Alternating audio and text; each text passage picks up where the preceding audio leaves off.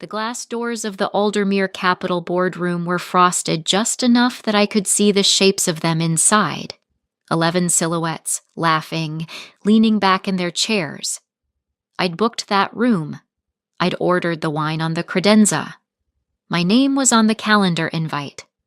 Lorenzo Marchetti stepped into the hallway, pulled the door half shut behind him, and looked at me the way you look at a delivery that arrived at the wrong floor.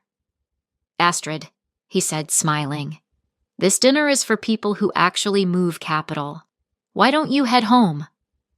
Behind him, someone laughed. The door clicked closed. I stood there for exactly 4 seconds. Then I smiled, turned, and walked to the elevator. Because Lorenzo had just made one mistake, and he wouldn't understand it for another 9 days. I joined Aldermere Capital Partners 11 years ago, when the firm was 3 partners and a Bloomberg terminal in a sublet office above a pharmacy on Park Avenue South. The founders hired me as an analyst. By year 3, I was running investor relations. By year 6, I had built the book the firm was actually known for. A tight, hand-curated roster of sovereign wealth pools, single-family offices, and 1 or 2 old money endowments who didn't care about glossy decks but cared, very much, about the person on the other end of the phone at 6 a.m. when something went wrong. My title, by the time Lorenzo Marchetti walked into the building, was Head of Investor Relations. On paper, that meant I sat between the portfolio managers and the LPs. In practice, it meant I had spent more than a decade memorizing the personal habits, religious calendars, family losses, and quiet preferences of 43 of the most demanding capital allocators on 3 continents. I knew which one took his coffee black until his daughter's wedding, then switched to tea.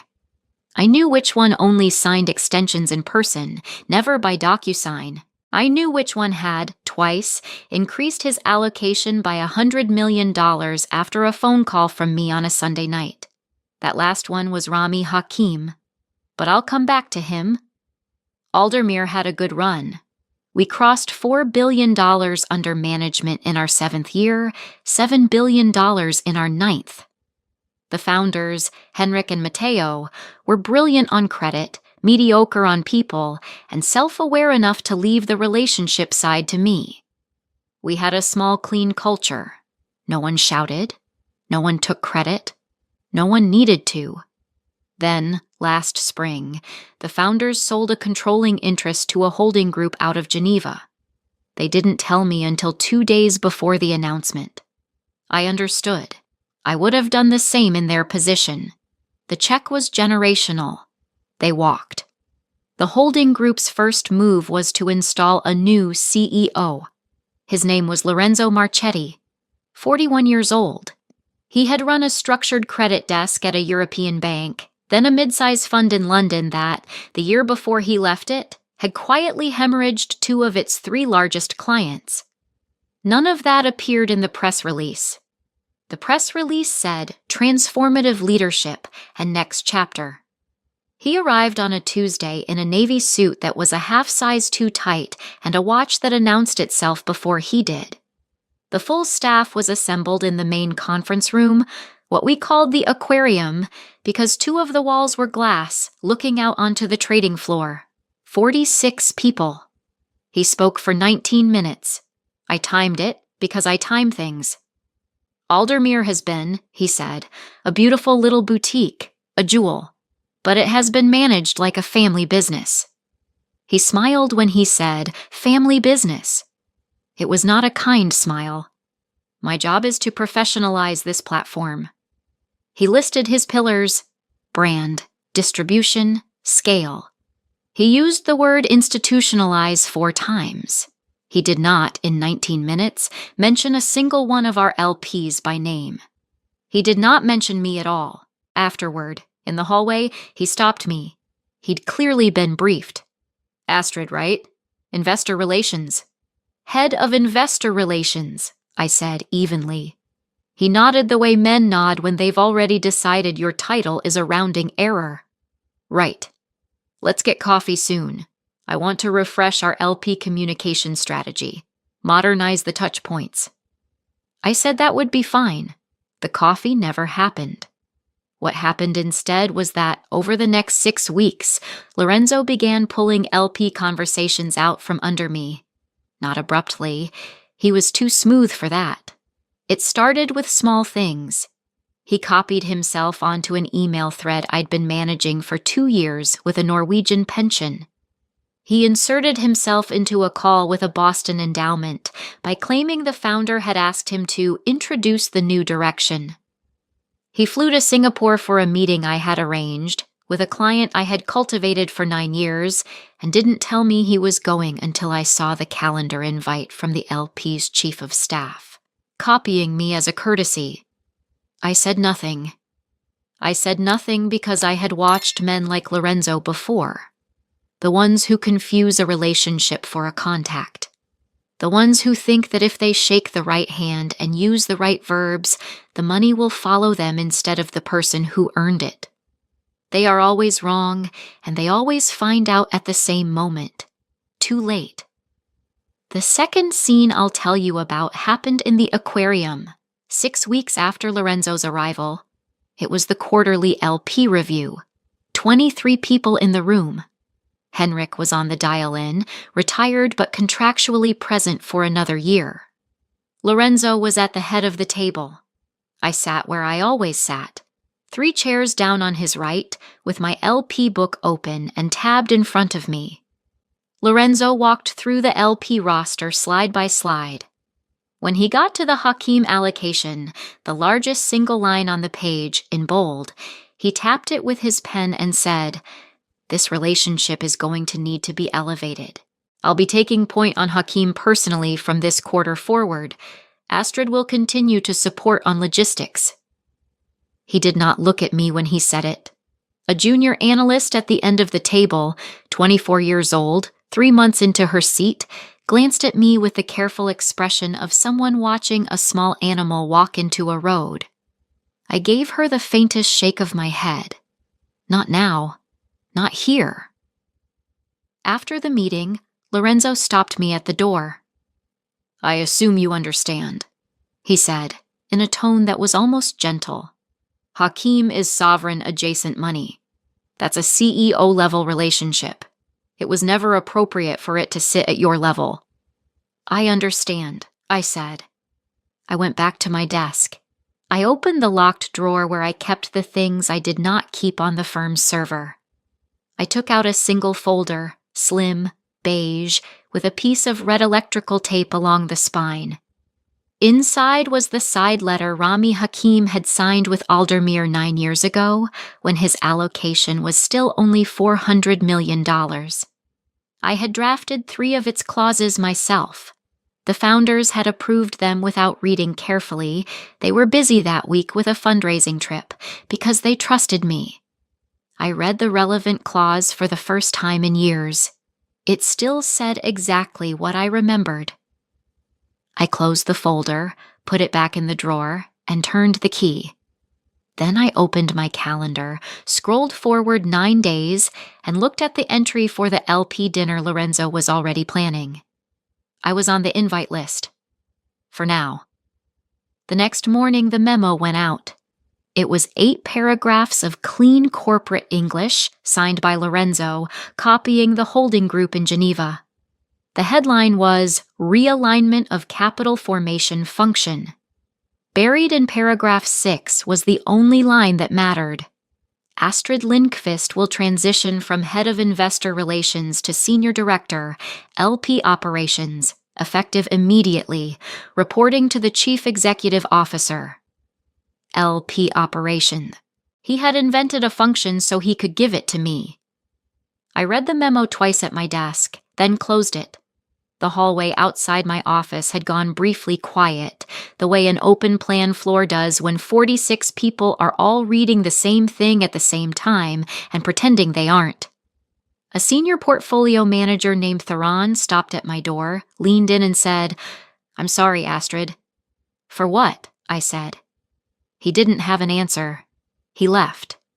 By 11, 3 of the analysts who reported into me had been reassigned on the org chart to a new distribution team that Lorenzo was building, headed by a man he'd flown in from London the previous Friday. By noon, the firm's compliance officer had quietly asked me to forward her any LP communications I sent for the next 60 days for review. She apologized while she asked. Her name was Camille, and we had been to each other's children's birthdays. She looked at the floor when she said it. I forwarded everything. I copied her and Lorenzo and Geneva on every line of every email. I made the paper trail spotless. I did this because I knew exactly what was coming, and I wanted the record to show that I had been precisely, perfectly compliant on the way to it. The dinner was on a Thursday. It was the firm's biannual LP appreciation event. 24 allocators flying in from 11 countries, hosted in the private dining room on the 42nd floor of our building, with the view of the river that we used in the pitch deck. I had organized that dinner 6 times.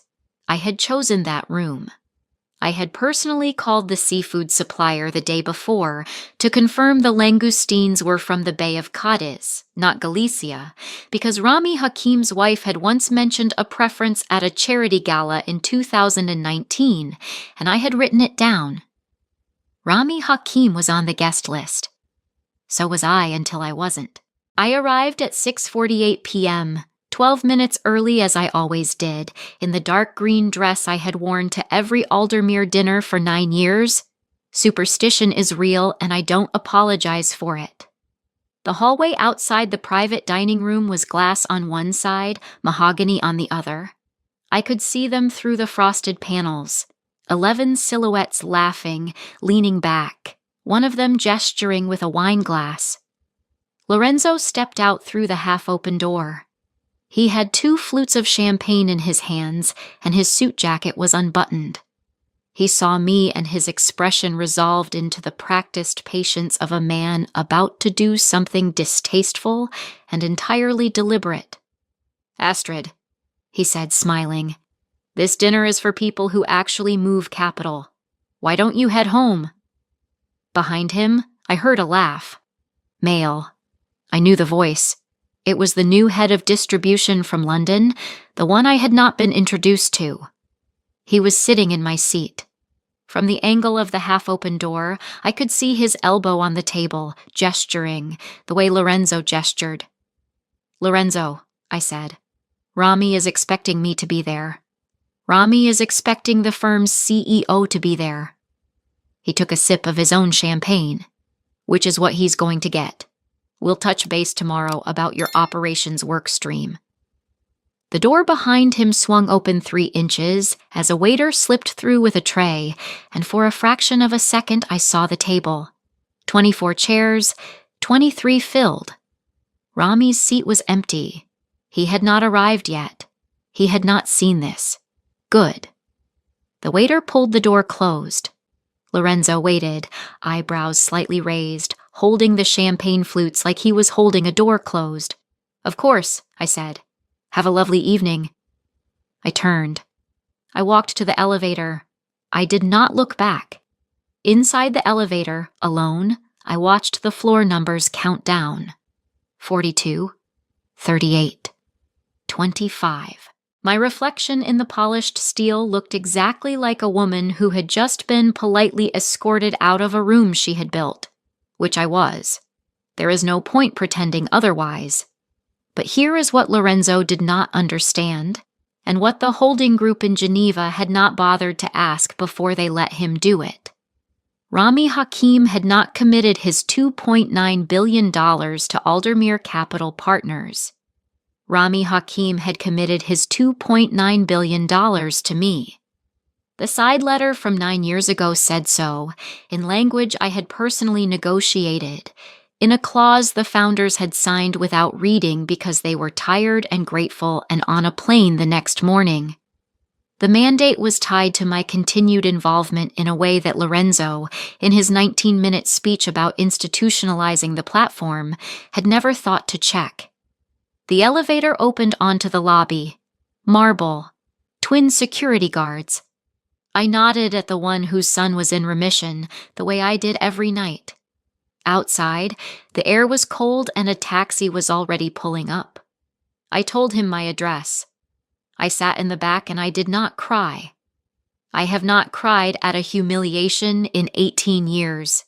What I did was open my phone, scroll to a contact I had not called outside of a Sunday in 9 months, and let my thumb hover over the green icon. Then I put the phone down on my knee. Not yet. Not from a moving car. I would do it from my kitchen, on a landline, with the side letter open on the counter in front of me and a glass of water, and the discipline of a woman who has waited her entire career to make exactly one phone call correctly. Let me stop here for a second, because what I'm about to tell you is the moment everything tilted, and I want to make sure you're with me when it does.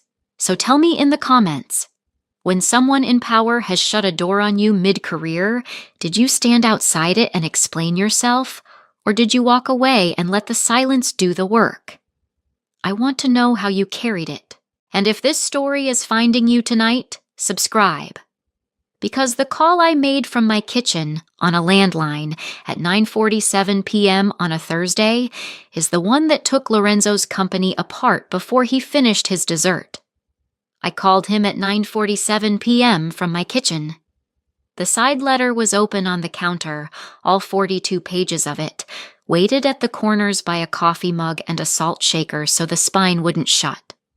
The relevant clause was Section 14, subsection C, what I had labeled in my own handwriting 9 years ago, in pencil, in the margin, anchor provision. Rami picked up on the second ring. He always did. He was in Geneva that week, in his apartment overlooking the lake, and it was nearly 4 a.m. there, and he had picked up on the second ring. Astrid, Rami, I'm sorry to call this late. You have never called me this late before, so I am not sorry. Tell me. I told him. I kept it short. I described the memo, the dinner, the seat, the language Lorenzo had used in the hallway. I did not editorialize. With Rami, you never editorialize. He listens the way a surgeon listens, for the one word that tells him where the bleeding is. When I finished, he was quiet for a long time. Then he said in the low, even voice he used for the things that mattered, "They forget who built the chair they are sitting on. This happens to families. It happens to firms. It is not new. What would you like me to do?" I asked him to do nothing for 12 hours, to let the dinner end without incident, to enjoy his langoustines, which I had personally confirmed were from Cadiz, to smile at Lorenzo, and to leave at the time he had planned to leave. And then, in the morning his time, to have his family office's general counsel send one email, a routine inquiry, no threat, no heat, to Aldermere's legal team, requesting clarification on a procedural matter under Section 14C of the Hakim allocation side letter. "Just the inquiry," I said. "Nothing more." And then we let the clause read itself. He laughed once, quietly. "Astrid, you have always been the patient one. Good night." I hung up. I poured the rest of the water down the drain. I put the side letter back in the folder back in my bag, and I went to bed at 11:14 p.m. and slept the kind of dreamless sleep that comes only after you have made a decision you should have made 9 months earlier. Let me tell you how Section 14C got there in the first place. 9 years ago, Rami's father died. The Hakim family office had been a $400 million LP at Aldermere for 2 years at that point, meaningful but not central. The day after the funeral, Rami flew to New York alone. He did not want to be in his father's apartment. He wanted to talk about portfolio construction. I think now he wanted to be in a room with someone who would not look at him with grief on their face. We sat in our smallest conference room for 6 hours. We did not talk about his father. We talked about duration risk. At the end of the day, He asked me a question. If something happens to you, if you leave, if you are pushed out, if you change firms, what happens to my capital here? And I, because I was 31 years old and had been raised by an aunt who taught me that the answer to what if I disappear is always paperwork, said, "Let me draft you a provision." I drafted it that weekend. I built it into the standard side letter the founders were using for new allocations. I put it in plain language, and I buried it in subsection PC, 3 pages after a tedious paragraph on redemption mechanics that Henrik always skipped. I added an indemnification clause 2 pages further on that I knew Matteo would skim because he found indemnifications boring. The week the letter was signed, the founders were in Riyadh on a fundraising trip. They initialed every page on the plane. I have the FedEx receipt. What Section 14C said in summary was this: the Hakim allocation was a named relationship mandate. Any material reduction in the responsibilities of the named individual, me, automatically triggered a 90-day capital return option, exercisable at the LP's sole discretion, without penalty, fee, or notice period beyond the formal trigger. A demotion was a material reduction in responsibilities.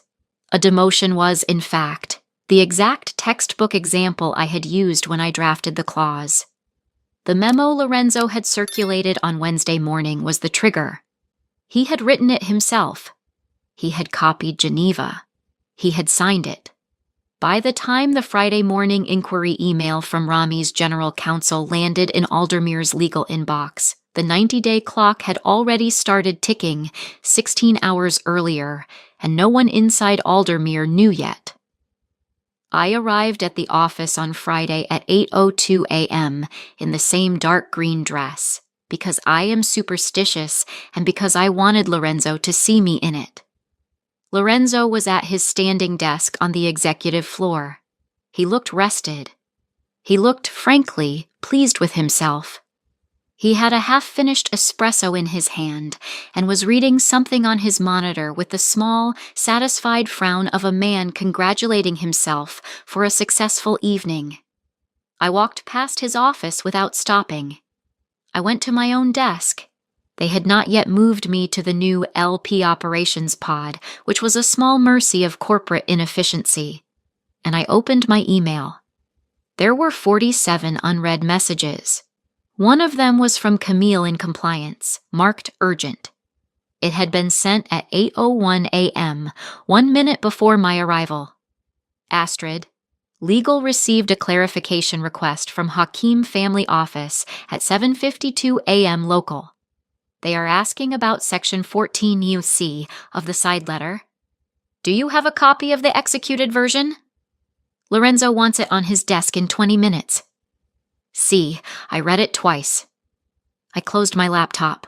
I picked up the folder with the red electrical tape on the spine, walked to Camille's office, and placed it on her desk without a word. She opened it. She found the page. She read for about 40 seconds. Her face did not move. Then she picked up her phone, dialed Lorenzo's extension, and said the 4 words I had been waiting 4 months to hear someone say in this building: "You need to come down." Lorenzo did not come down. He came down in a way that was technically a walk and physiologically a controlled fall. A man taking the corner of a hallway at the speed of a person who has just understood that something is wrong and does not yet know how wrong. He came into Camille's office. He did not sit. He read the page she had marked. He read it twice. Then he looked up at her and said, "This is not enforceable." Camille is not a person who argues. She slid a second sheet of paper across the desk.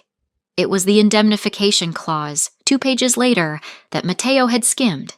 It said, in language a first-year associate could parse, that the firm had pre-waived its right to contest the trigger mechanism on grounds of ambiguity, materiality, or interpretation. Lorenzo read that one too. He said, "Who signed this?" "The founders. 9 years ago. Both initials on every page." "On whose advice?" Camille looked at me. I was standing in her doorway. I had not been invited, but I had not been asked to leave. Mine, I said. He turned. The pleased, rested face from 20 minutes earlier was gone. In its place was the face of a man doing math in real time and not liking the answer. You set this up. I drafted a clause, I said, in 2016, for a grieving client who asked me a reasonable question. The founders approved it. It has been in force for 9 years. You triggered it on Wednesday morning when you signed the realignment memo. That memo was an internal operational change. The clause defines an internal operational change as a triggering event. Page 19, subsection C2. He went to page 19. He read subsection C2. His jaw moved once, then stopped. How much? $2.9 billion, I said, subject to a 90-day capital return window that opened, I looked at my watch, 51 hours ago. He sat down. He sat down in Camille's guest chair, the one she keeps for terminations, and he put both palms flat on his knees in the very specific posture of a man trying to feel his own legs. Geneva called 11 minutes later. They put it on the conference phone in Lorenzo's office because the executive floor had 3 other people already gathered outside, drawn by the kind of silent organizational disturbance that does not need an announcement. Henrik dialed in from his retirement house in Vermont. Matteo dialed in from a fishing trip in Patagonia and apologized for the connection. The holding group's managing director, a Swiss woman named Elodie Caron, who I had met exactly once at the acquisition signing, was on the main line. Lorenzo, she said, explain to me how the firm's largest single LP relationship is structured around the personal employment of a director-level executive. It's not, Lorenzo started. It is, Henrik said quietly, from Vermont. Elodie, I want to be very clear. We signed that letter. Matteo and I both signed it. Astrid drafted it under instruction from a client who was burying his father that week. We approved it knowingly. He had not, of course, approved it knowingly. He had initialed it on a plane. But Henrik was a gentleman, and Henrik was protecting me, and I felt something in my chest unclench by exactly 1 millimeter for the first time since the memo on Wednesday. And the realignment, Elodie said. Was the realignment cleared with you? No, Henrik said. No, Matteo said. Lorenzo opened his mouth and then closed it again, because there was nothing to say. The realignment had been cleared with Geneva, and only with Geneva, and Geneva was the room he was now sitting in front of, watching the floor. The phone hummed. Astrid, Elodie said, are you on this line? I am. Can the trigger be unwound? It can be paused, I said, with the LP's written consent, in exchange for a formal reinstatement of the named relationship structure. The LP's general counsel sent his clarification request at 7:52 a.m. They are not asking for the money yet. They are asking what we are going to do. And what? Elodie said carefully. Would you recommend? In the office, Lorenzo turned his head toward me. The expression on his face was the one I had been waiting for. Not anger, not even fear, but the very specific blankness of a man realizing that the conversation has moved to a frequency he cannot transmit on anymore. He tried anyway. This is coercion, he said. This is, Astrid, you are extorting the firm. You drafted a clause in your own favor and you weaponized it. The board will see this for what it is. Lorenzo, Henrik said, from Vermont, in the tone of an older man very tired of younger men. Stop talking, please. Lorenzo did not stop talking. $2.9 billion in capital cannot just be. The firm cannot survive a redemption of that size in a 90-day window. You know what that does to our funding model. You know what it does to the leverage ratios. You know what it does to the other LPs when they hear. They will follow. They will all follow. You are going to take down the entire... Lorenzo, Elodie said. Stop. He stopped. There was a silence on the line that lasted exactly 7 seconds. I counted them. I timed things. Then Elodie said, very evenly, "Astrid, Geneva will be on a plane this afternoon. We would like to meet with you tomorrow at 9 in the firm's main boardroom to discuss the terms under which you are willing to remain at Aldermere and what title would be appropriate to reflect what you actually do here." I did not answer immediately. I let the silence sit.